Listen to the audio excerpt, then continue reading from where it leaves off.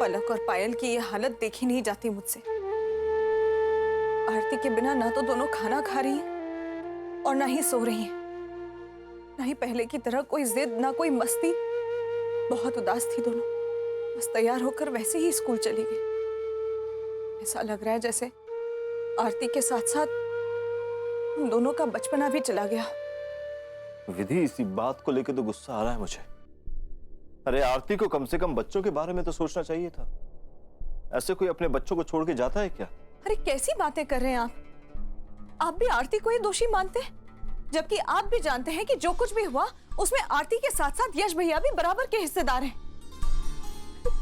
दोनों के बीच में पति पत्नी का रिश्ता क्या बन गया? यश भैया तो ऐसे नाराज हो रहे हैं जैसे उनसे कोई महापाप हो गया हो। तभी तो आरती ने अपनी प्रेगनेंसी वाली न्यूज भी छुपाई, क्योंकि पहले इतना तनाव हो चुका था घर में। क्या सोचकर उसने इतना बड़ा फैसला लिया होगा?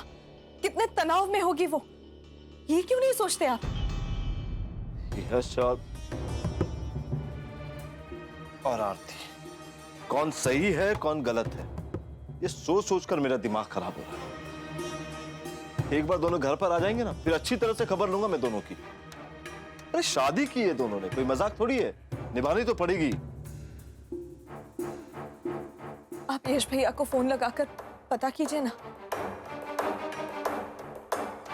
ठीक है।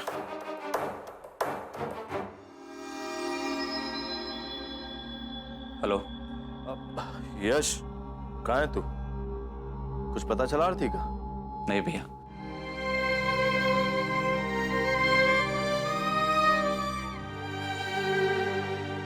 आरती जी का कुछ पता नहीं चला। मैं यहाँ पे ललितपुर में हूँ और मेरा दिल कह रहा है भैया कि आरती जी और अंश ललितपुर में ही है। मैं यहाँ पे लोकल टीवी चैनल के ऑफिस में हूँ, अपना मैसेज रिकॉर्ड करवा रहा हूँ। और भैया, अगर आरती जी यहाँ पे हैं तो उन्हें मेरी आवाज जरूर सुनाई देगी और मुझे पूरा यकीन है कि आरती जी घर वापस जरूर आएंगी। अब देख देख यश, तू मायूस मत हो। हाँ, आरती तुझे मिलेगी और तू देखना बहुत जल्द उसे अपने साथ इस घर पर लेकर आएगा। अच्छा सुन, वो मैं बाबूजी को जाके बताता हूँ। देख, बाबूजी भी बहुत फिक्र में है। ठीक है?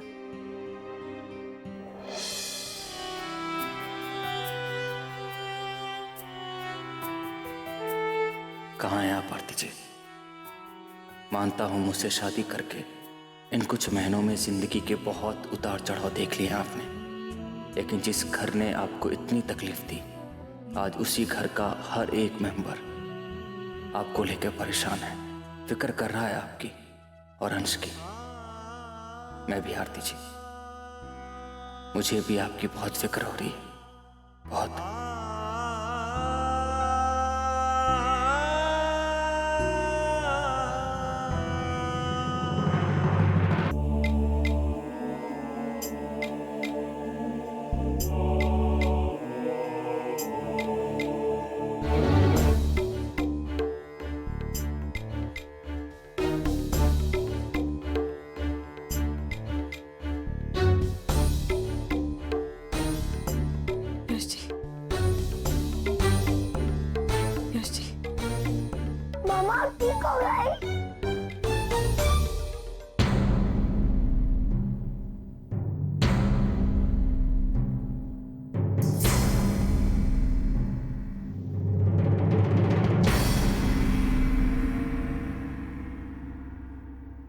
डॉक्टर अंकल को बुला के लेके आता हूँ।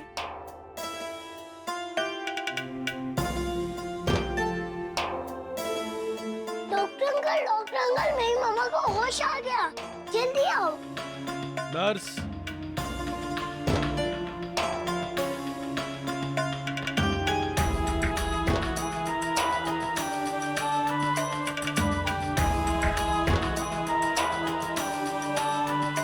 इंजेक्शन लाओ।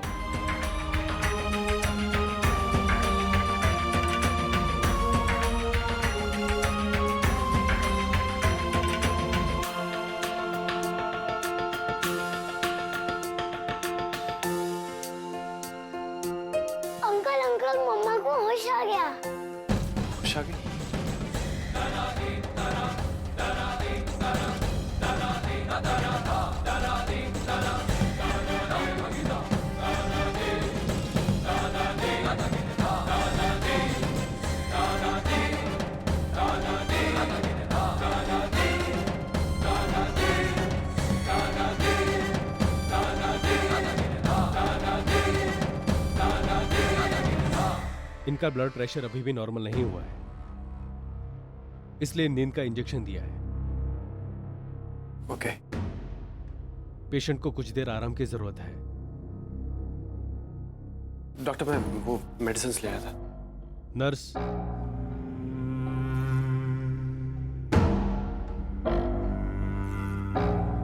डॉक्टर अंकल ने क्या कहा अंकल? अभी तो जागी थी, फिर क्यों सो गई? बेटा, आपकी मम्मा अब ठीक है। अभी उन्हें थोड़ा आराम चाहिए ना, इसलिए सो रही है। जब उठ जाएंगी तो बिल्कुल ठीक हो जाएंगी। ओके? पक्का? Don't worry.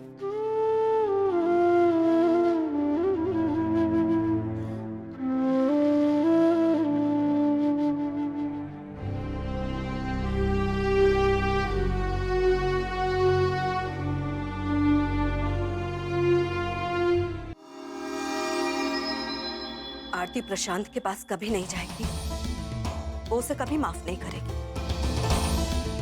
आपने ऐसे सोच भी कैसे लिया?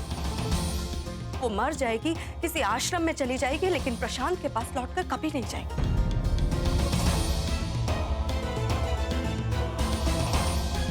प्रशांत आरती के बेटे को हाथ भी लगा है, आरती नहीं होने देगी। वो प्रशांत की परछाई भी नहीं पड़ने देगी अपने बच्चे पर।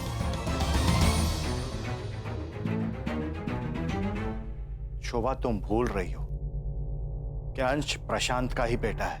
नहीं, प्रशांत और अंश का कोई नाता नहीं है। अंश यश जी का बेटा है और आप देखिएगा, बहुत जल्द यश जी अंश और अपनी पत्नी को ढूंढ निकालेंगे। आज यश जी की आवाज में मैंने आरती और अंश के लिए जो दर्द, तड़प और लगाव महसूस किया,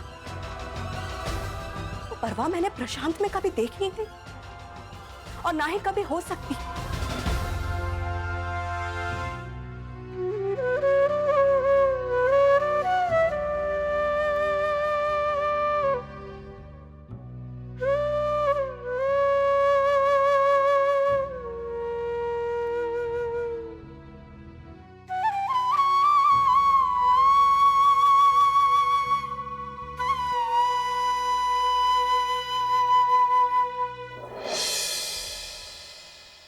अंकल, मैं आपके फोन से मेरे पापा को फोन कर रहा हूँ, फिर वो पक्का हमें लेने आ जाएंगे। लेकिन आपने तो कहा था कि आपको नंबर याद नहीं है।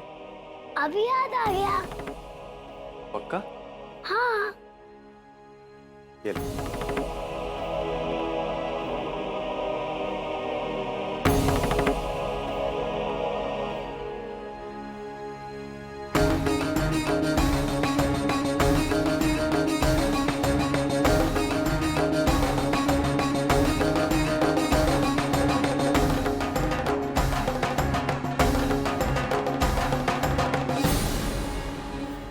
Ready sir?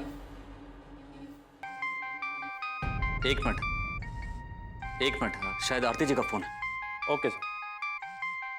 Hello hello hello, Aarti ji, मुझे आपकी आवाज सुनाई नहीं दे रही।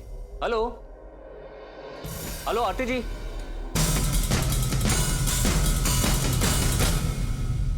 हेलो मिस्टर यस सिंधिया, एक लकी ड्रॉ में आपका नंबर सिलेक्ट हुआ है और आपको अपनी फैमिली के साथ गोवा में फ्री हॉलिडे दिया जा रहा है। सॉरी मैम, मैं इंटरेस्टेड नहीं हूँ। सर प्लीज आप अपना मोबाइल ऑफ कर दीजिए प्लीज।